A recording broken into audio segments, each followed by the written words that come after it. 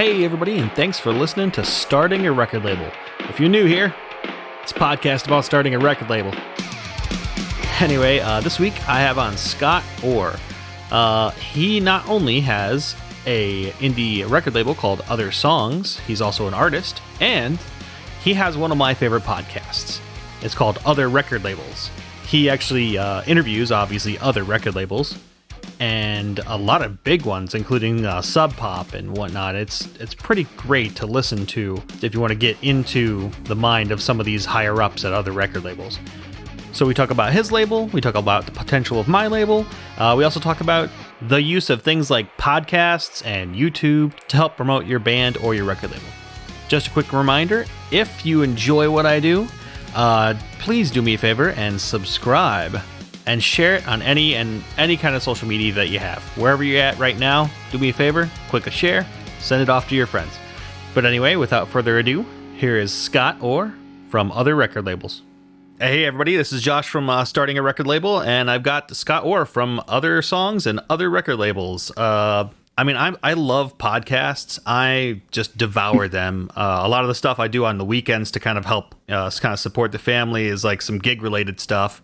And I just chew through podcast upon podcast. And I came upon yours, was it almost 2 years ago? I think that you may have started. Well, I think at the very beginning, like I found it because I'm just constantly searching for music ones.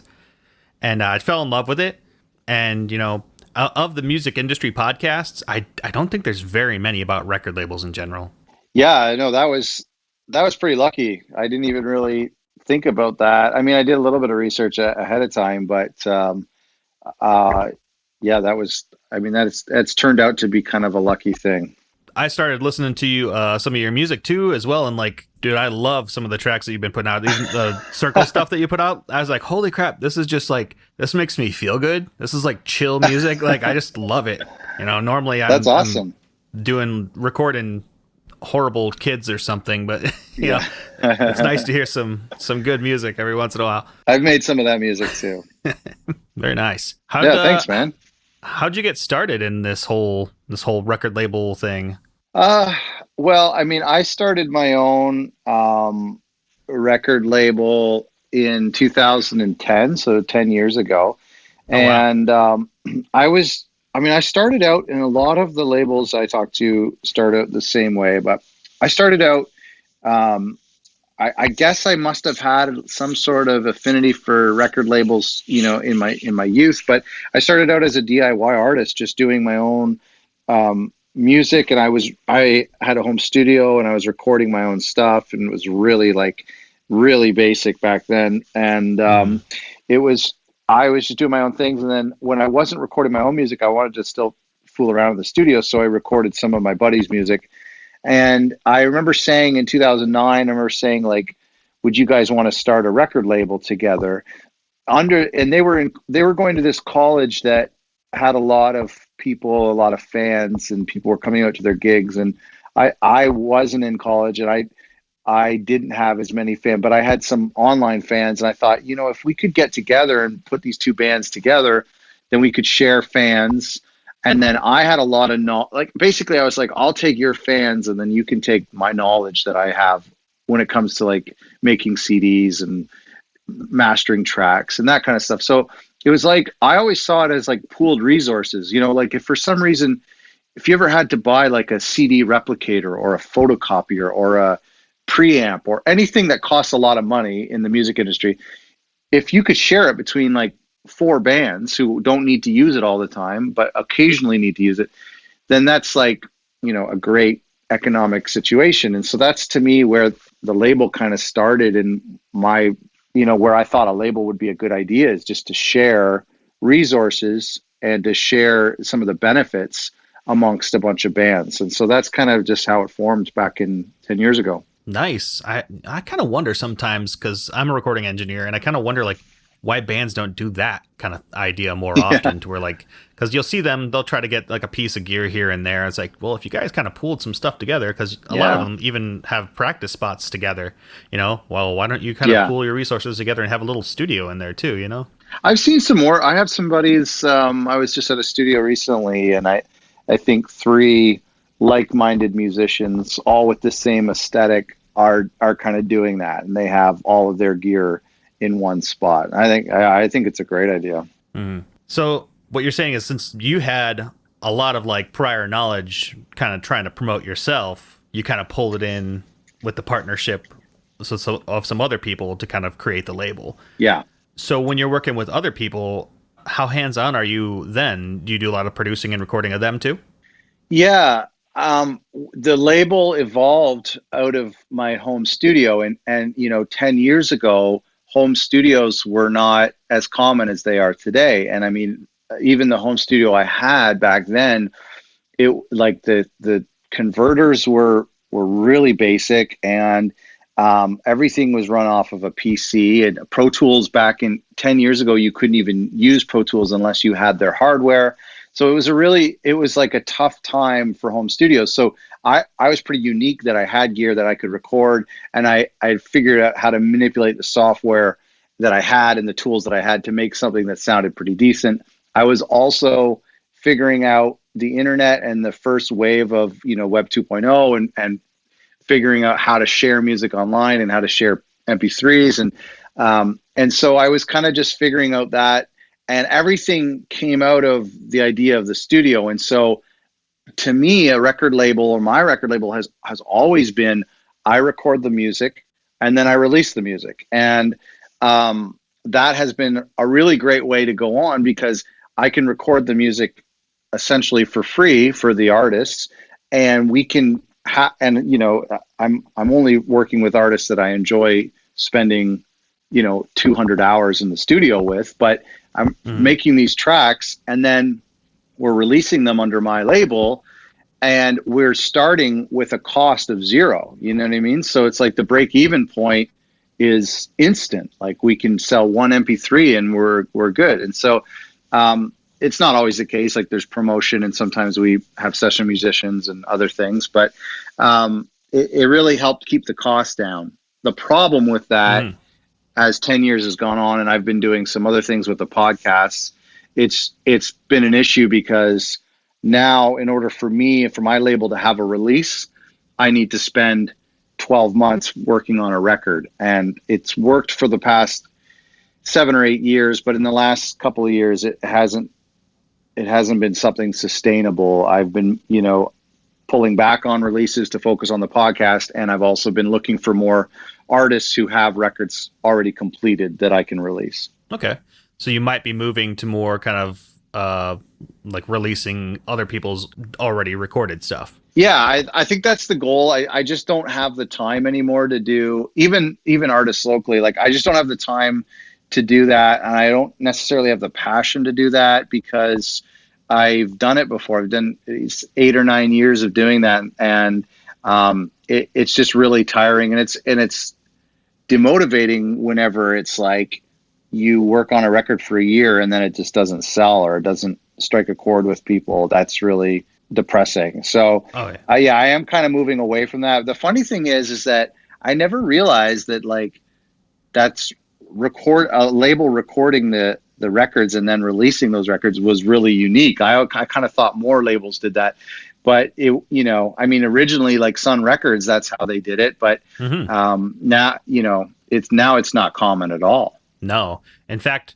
I've been wanting to start a label for a very long time, and your podcast kind of was like one of the ones that kind of helped me, like, you know what, you need to do this now kind of deal. I've even had names and stuff, logos and everything kind of picked out for a long time. And as being a recording engineer, it was just like, well, why don't I just do this myself? Like, it's hilarious. Like, you got a studio, you got a place, it's zero money to almost record some of these guys. And it's kind of brilliant, to be honest. Yeah, that's great. No, that's definitely, that, covers so much of the bases. And I think about the artists, like Spotify pays so little, and even digital just pays little. And if you don't have a lot of fans, if you're taking a chance on a weird genre, you could release a record and make like under $50 in the first week. That's not unheard of. That's very, very common. And so if you are paying somebody to engineer and mix and master a track, you could easily be at $1,000 a song. So a 5-song EP could cost you $5,000, no problem. And that's just really, and that's before manufacturing. So that's just, that breaks my heart. And so if you can be in a position to offer people recording, to bring down those expenses, that's awesome. Yeah. And you were saying a little bit earlier about working on stuff and then just not being released for so long. It kind of scrapes on you. Yeah. I worked in the recording studios around Los Angeles, and how much stuff through labels and whatnot that was recorded, they're like, yeah, your name's gonna be on it, or this, all this stuff's gonna happen. We'll see this single and whatnot out in 6 months, and nothing ever came out of 99% of it. So oh sure, yeah, just never seeing any of that. Oh man, yeah, I'm not doing totally. anything here. yeah. Oh yeah, you can never get paid on just that affiliation. That never goes anywhere. Mm-mm. Do you have would you say a genre that you generally work with? Yeah, originally we were really focused on folk music, and I think everything is kind of rooted in the singer-songwriter nature.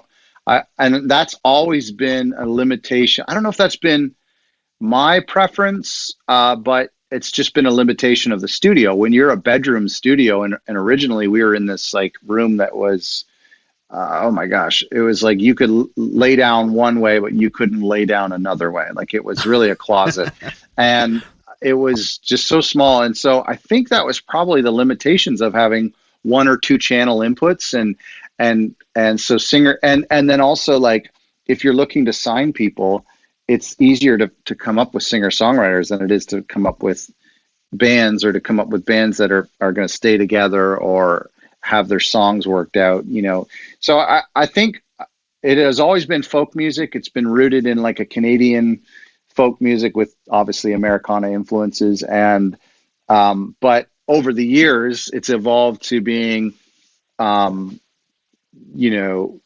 a lot more, maybe pushing closer to alternative indie rock, or maybe pushing closer to electronic or ambient experimental. But what I've always found is that everything is rooted in the song. Everything is rooted in a great song. And I think everyone would say that, but to me, when there's a melody and there's a great singer, I feel like I can look back on our catalog and say, it's been about the song first, and then all of the stuff is just, toppings, Yeah, no worries. How often do you think, how often do you release music, do you think? Well, my label is really took a sharp turn about 2 or 3 years ago, especially with the turn when the podcast started, and my focus has been entirely on the podcast now and the community around the podcast. That's just been where I'm, the origin of the podcast and some of the other YouTube initiatives I was doing was a way to bring attention to the label, because a label is always on social media. It feels like you're always promoting yourself. You're always promoting your own products. And I was in search of a way to communicate with people that wasn't via me promoting something that I've done. It always just felt so vain. So I started, doing studio tours, and I started doing the podcast and interviewing record labels as a way to build a community and to start to promote content that wasn't about me or wasn't about the artists on my label. So that shift happened 2 years ago, 2 or 3 years ago. And because of that, a lot of attention has gone towards that.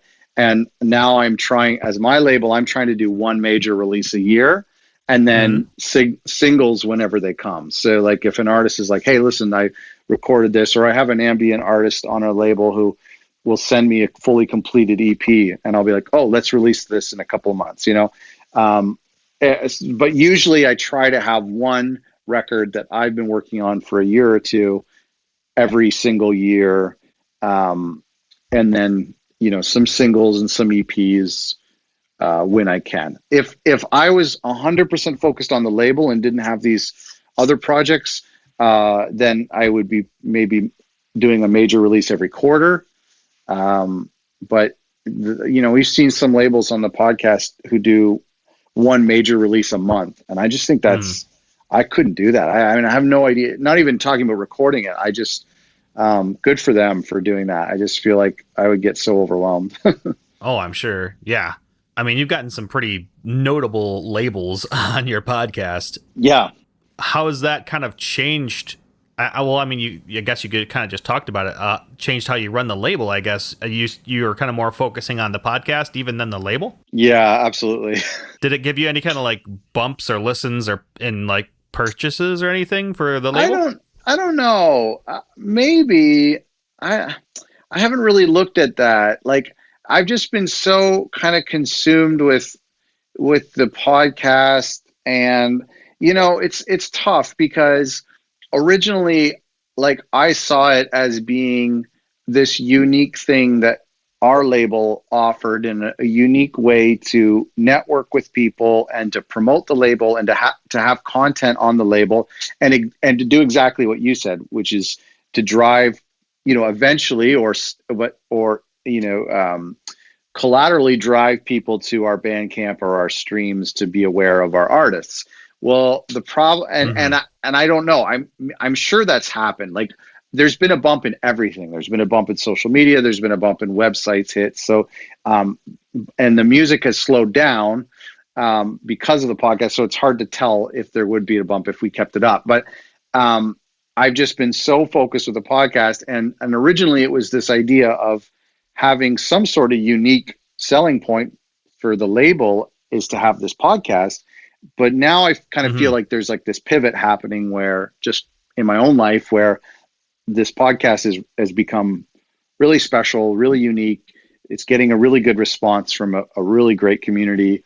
And I just really kind of want to dive headfirst into that, focus on it. And, we're at the 10-year mark of the label, and I'm okay if what I'm doing right now, it pivots and the label has to kind of go on pause. However, the label has always been the home of my music, and I don't stop making music. So I will always try to release stuff when I can. But it's, the podcast has just become such a big role. How that affects the label, I don't know.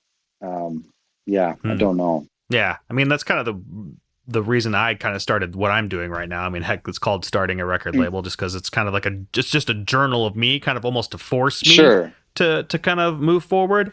But at the same time, I'm like, well, maybe I can gather a little bit of following on this and have a little bit of a soft open beforehand, Well, I do think that there is something good about a label having something unique about them. Everyone starts a record label and they think that all you have to do is start a record label and have a logo and sign a band. But and I mean, it's the same way when you open a coffee shop. Everyone just thinks open a coffee shop and get a cappuccino machine and a name and a logo. But like, I think the ones that do well are people who do something unique or serve a certain aesthetic. So I think labels are great when they're cassette only labels, or when they're only experimental drone music, or when they're only punk and they're only on 7-inch. To me, if you're doing something that's really niche and you have a really unique aesthetic, I think that will help you stand out, as opposed to trying to just be like starting off and trying to be like Universal Records or something. It's just ridiculous. So doing like a podcast for your journey, or doing a magazine, or something that's a little bit different than everyone else, I definitely think that's a smart way to go about it, other than just, more than just starting a label, signing a band, just like everyone else, Mm-hmm. Yeah. I mean, I don't know. I don't want to talk too much about me in it, but like this, my idea is I feel like a little bit different than most labels. I feel like when you talk to labels, you talk to like generally bigger labels, or where kind of you're more like likely just to release music.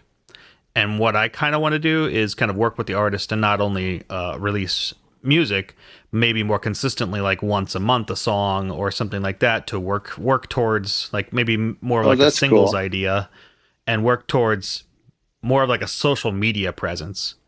That's cool. Whether it be video and everything else. So I don't know. That's one of the kind of niches where I'm trying to kind of to come in here. I know Yeah. there's a lot of labels that just do stuff, just release stuff. Well, I definitely think artists need help, and you'll be surprised, like when you suggest something to an artist that's you think is really basic, they'll probably be like, "Wow, I never thought of that." Like Mm. it's so surprising how little they've thought, or a lot of artists, some are different, but a lot of artists, how little they've thought about um, the business side of things and the technical side of things. So for someone to come along and suggest something like that, or suggest them to be more prolific than they had thought they should be, I think that's a great thing. I think they'll be receptive to that, or they I should hope be. so. I mean, I know you've probably noticed it with the podcast. It kind of consuming a little bit more than the label. Like I Yeah, figure, trying to put those social media aspects together with an artist, it's only going to help. Like it can't hurt in any other way or form. They've kind of only totally. kind of try to sell merch and sell music or get streams nowadays, and I really think they kind of need to widen what they do. I mean, I didn't even know that you Did. did studio tours. I was on your YouTube channel right before this, and I was like, oh, whoa, studio tours. I didn't even realize that. And so you're into video too. So it's like, oh, dang. I was gonna ask, like, oh, you think about getting into video? Yeah. Well, it's and like I can't say I wouldn't tell labels that it's the smart thing to do. I don't know. Like I said, I'm not sure if that's helped my artists. My artists would probably say it hasn't helped because I've been more focused on that. So I Hmm. it certainly helped me. It's been more fun for me, and it's like I feel like I'm building a network. I don't know what that will result in. I guess probably the end goal would be to have a network, to have an audience, to build a group of music fans, so that when I release music, or an artist on my label releases music, that they have more people that are there to hear them. And so the studio tours was just me being bored and wanting to do, to go out and meet people, um, Hmm. and to grow the YouTube page a little bit. But what ends up happening is that you put a studio tour on there. We had a tour from a couple weeks ago that like just blew up, and I think it has like maybe 30,000 views or something in like 3 or 4 weeks, and it's like an hour long tour. But we'll put this up there, and we'll get you know hundreds of new subscribers, and then people will say, "Oh, I listened to your." But we'll also put on the MP3s of our catalog on our YouTube channel as well, and a lot Hmm. of people will comment and saying, "I'm here for the studio tours, but I really like this. It's a beautiful song," And I've done one of the things I did was on the YouTube channel is I did like a mix breakdown where I'll take one of the songs on our label, kind of like Song Exploder, and talk about all Hmm. of the elements in the song and show them those elements in Pro Tools, and that is a promotion for the song, very much like Song Exploder. And why Hmm. artists will do that podcast is because it's for geeks, but it's ultimately um, promoting the song and promoting the record and promoting the artist. So yeah, I think there was you definitely have to do something different. I can't say I did those to promote my label. Maybe I did subconsciously. Maybe I did consciously, then failed, and then just kept doing it because I liked it. But you definitely have to do something at the very least just to keep yourself interested. Hmm.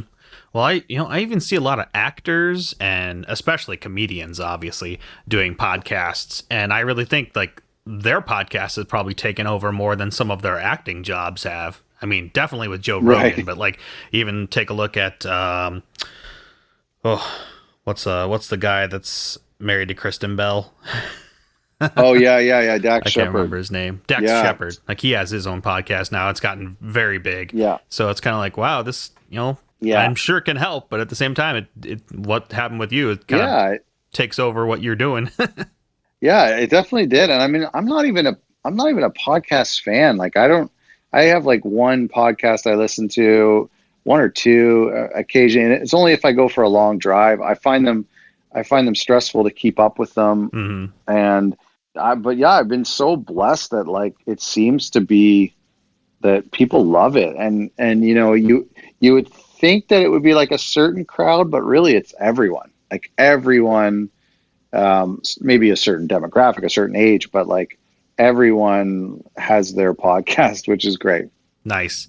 Who are some people that you'd really, really like to have on the podcast that you haven't yet? Oh, that's a good question. Well, actually, I don't know. Yeah, I don't know. I've been really thankful that like today, actually, I booked two labels for next week. I mean, it won't air till probably June or July, but like that I've been trying to get for a while. Well, one of them I only emailed them last week, and then another one I've been emailing for a year.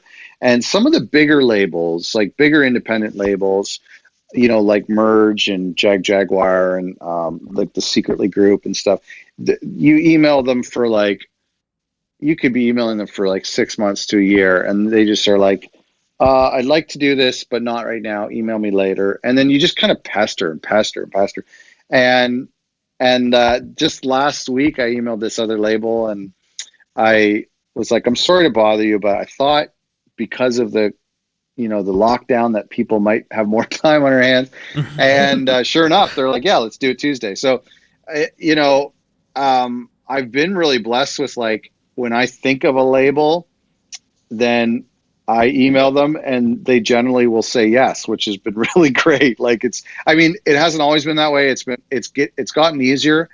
But to be honest with you, Sub Pop is a label I interviewed a year ago, and I interviewed them a year and a half ago. We aired it a year ago, and that was like getting that. And I got that through a contact at another great label that I was lucky enough to get. And I felt like when I got Sub Pop, that's the biggest indie label in the world, and it's the biggest indie label that ever will be. They're just iconic, and so getting that label, and then moving forward, now when I ask a big label, I just say that I've interviewed Sub Pop, and it's like now everyone says yes, because if Sub Pop did it, then you know what I mean. Like it's just like you just drop the name. Yeah, totally.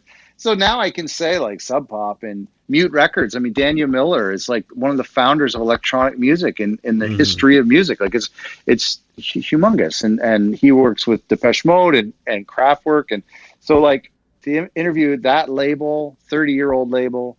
Now you can just drop those names, and most people will say yes. So now moving forward, though, to answer your question half an hour ago, now moving forward, I do these like industry insider episodes. Like every 3 or 4 labels, I'll interview somebody who's not at a label, who's in the industry. Yeah, I like the Precision Press one. That was really fun. And we have, I think, like, I don't know when this episode that we're doing now will air, but next week, so middle of April, I've interviewed CD Baby, and so that was a fun conversation. So I actually have, in a way, I'm having more fun doing the industry ones because it's really fresh. You get to a certain point after like 30, 40 labels where, we're all talking about pretty much the same stuff. So to talk with a record pressing plant, to talk with Submit Hub and CD Baby and some of these insider players, I think is a ton of fun. So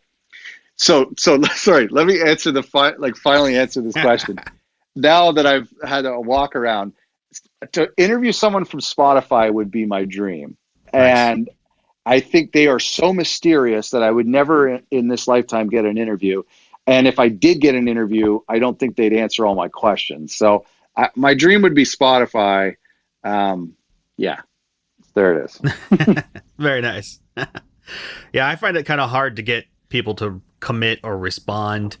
Just in general, I've done several other podcasts too. One of them was like called A Band's Life, to where I was trying to get bands on that were maybe doing pretty good on their own, but they were the worst. Like they would never respond, and so it's kind of weird to try to get people on, or like kind of pester them a little bit. But the crazy thing about the podcast is that my episodes are an hour. It takes an hour to record an episode, and then maybe a half an hour to prep it and release it, and a half an hour promotion. But then it will take like 2 weeks of emailing to book a show. Yeah. As soon as I book something, it's totally easy to do. but the booking is easily the hardest part. Yeah. And you know what's crazy too about the labels is the small labels, like the one person operations, they're harder to book than the major, like the big labels, because my theory is the big labels, they work 9 to 5, they're paid by their boss to sit there and Mm-hmm. and like they have all the time in the world to be interviewed. You know, whereas the smaller labels have full-time jobs elsewhere. That makes sense. Oh, I was gonna say, you should definitely try to get either Brandon Ebel or Larry Livermore in the future. I don't know if you've ever Yeah. tried. Who's Larry? What's he Oh, from?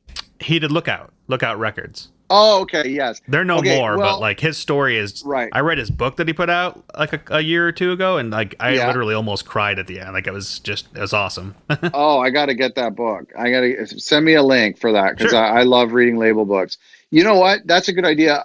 I did email Tooth and Nail like a year ago, and I followed up once. The problem is that they have a massive podcast, Oh, it's true. um, and I just don't know if they would do something like this. But you know, as time goes on, and like now that I have a little bit more labels under my belt, I can maybe go back and see if they would do it. I mean, I think they have a great story. I would love to talk to Tooth and Nail. Oh, absolutely. I mean, the fact that he had like nothing created some crazy like underground Christian following, and then Yeah, sold it to EMI, and then now has it back. It's kind of yeah. crazy to even think You know, about it's it. actually, yeah, totally. That's actually funny because that's the exact same story as the Mute Records one in the UK. That Daniel Miller sold Mute Records like 20 years ago to EMI for millions of dollars, and Hmm. then bought it back for not millions, but but yeah, no. I mean, I don't. Brandon Ebel would be probably harder to get on the phone than a marketing director. You know, there's a couple labels. It's very rare that I talk to the founder of a label. Hmm. Daniel Miller, what you know, was a rare example, and the person I was interviewing at the time at the label did a lot of work to get me that interview, and it was only a 10-minute interview, but to get a founder is really hard. Nice. Well, do you have any other plans for expanding what you do with whether with the podcast or the label? Yeah, I think you know, the community around the podcast is growing really big, and I get, you know, it's not an exaggeration. I'm getting like two today, but I'm getting 2 or 3 emails a week of people emailing me about the podcast and how much, you know, they're benefiting from it, and I'm hearing from people who are starting labels all the time. I think it's incredible. I mean, I think it's really this new wave of people feeling confident to start a label, and so I feel some sort of calling to um, that community, and I'm still trying to figure out what that might be, and how the podcast can help more people, and how the community can help each other for people who are starting a record label. I mean, it was such an absurd thing to to have a community around people starting a record labels, because Hmm. not a lot of people were doing it, but now I think it's much more common for people to start record labels, and I encourage people to do it. So um, yeah, so the plan is to keep doing that. And then my label, I mean, my label is 10 years next month, I think, or in 2 months from now. And so I'm certainly not, it's not going anywhere. And I would love to do some more records and work with some more artists. I'm always looking for new artists, um, and looking for just the right one who has, you know, a record that really moves me and wants to, and they want to work with me. So the label's still alive. It's taking a back seat right now, but that might change. In 5 years from now, there might be this huge shift where the podcast goes away and the label's strong again. You know, who knows? Well, I know that you really encouraged me to get off my frickin' rear and actually start trying to piece this together. I know that this whole virus thing has kind of slowed that down temporarily, but I really feel like Totally. it's gonna it'll get back to normal by the end of the year. We'll get moving by the end of the year at least. Yeah. And I don't know, man. I really think that maybe you should kind of move to even working like either writing a book about this, because you obviously have like a really big community of people that want to do something like this. They, whether or not they actually will is another thing, but Yeah. Sure. it's Yeah. definitely something that's sparks some interest in people. Yeah, well, and I'm glad to hear that you've enjoyed the show, and I had no idea what would come out of it. I think the biggest surprise for me is I would have, there's a lot of like medium-sized labels who are interested in it, but the biggest surprise to me is people who are saying, I want to start a record label. It's always been my dream. Maybe someone in their 40s or 50s, or maybe someone who's 17 or 16 saying, I want to start labels. These are people who are starting a label for the very first time, haven't released anything. That really surprised me that those people came out of the woodwork. I would have thought this would be labels who've been around for 5 or 10 years, who would follow along with the show. And that certainly we do have those listeners, but it's the people who have, who are just dreaming about starting a record label. That just blew me away how many of those people there are. And I think it's so exciting. Truth. Well, here's my last question, and it's a little bit selfish for me. Okay. In what way do you think would be the best way to kind of look for artists today? Yeah. Well, you can get submissions on Submit Hub, which is a really great platform, and you can filter your genre preferences, and you also get paid, not like payola, but you get like credits through them. But it's a really good way for artists to kind of bring all of their assets together and present their single or their album to you as a label. So that's one way labels can kind of filter their A&R and have people submit to them, is through Submit Hub. The other thing is you have to have like a perfect artist in mind. And so it's someone who has an album recorded but not yet released, and someone who needs help on the business side, and someone who has a little bit of an audience, is talented but isn't too big that they need someone bigger than you. You know what I mean? Like it's just and I'm talking about myself here. Like, this is the type of person I'm looking for. It's just this really fine line, and that's why I haven't signed anyone in a really long time. Is because if I do like a deep dive on Bandcamp and search through like the genre tags and just kind of spend hours like searching for a certain type of music, you might find someone who's like, the album is just perfect, but it was released 2 months ago and it's too late for you to get on board, and then, or you might find someone and on Spotify, they have like 100,000 followers and they're somehow on their own, they're doing better than they would if they were with a label. So it's really hard to find. You might find someone who's just perfect. They're regional. They're really into you. The chemistry's really good. They have a sort of a small following, but they need your help to grow that following. But then their music is just not great, or it's good, but it's not enough for you to commit 6 months of your life into, like the music is good, but just not good enough for you personally. And so it's such a fine line that it's really hard. I think a lot of people think that that'll be the easy part, but it's really hard. And I think you'll sign bands that you'll regret, and I think you'll sign bands that may not work out, and they maybe regret working with you, but you really have to just kind of go through that whole process. I don't know if I hope that helps. No, super helpful. No, especially with Submit Hub thing too. I never even thought about that. Yeah. But I have like an idea written down of like the perfect kind of band, and it's like I'm looking at it and like, I wonder if this band actually even exists, Yeah. Just too much stuff. Maybe I'm asking too much. I don't know.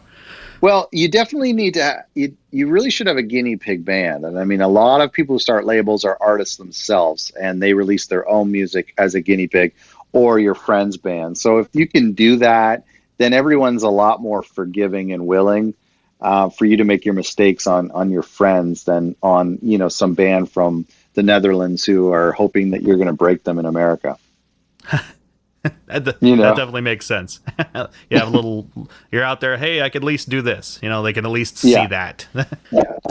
Well, thanks so much, Scott. I appreciate you coming on. I love your podcast. Sorry for the hiccups we had earlier. No, that's okay. I'm super happy to have you on. That's great. Go ahead and let everybody know where they can find you and whatnot. Well, my label's othersongsmusic.com and othersongs.bandcamp.com. And all of the social platforms I'm on at Other Songs. And then our podcast is otherrecordlabels.com. Very nice.